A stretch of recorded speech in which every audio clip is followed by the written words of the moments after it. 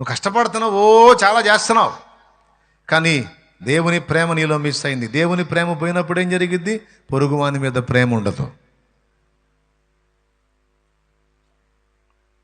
నీ భక్తిలో ఉండాల్సినటువంటి ఆ జీవమంతా లాస్ అయిపోయింది నాన్న.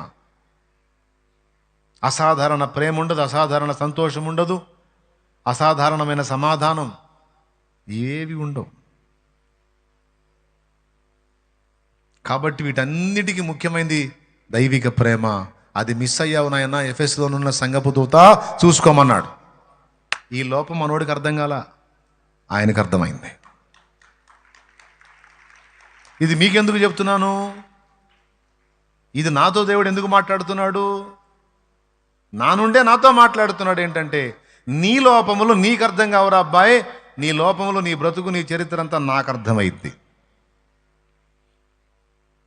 నీకు అర్థమైనా సరి చేసుకో, అర్థం కానివి నన్ను అడుగు, నేను చెప్తా ఎక్కడ తేడా ఉందో సరి చేసుకో, కృతార్థుడవవుతావు.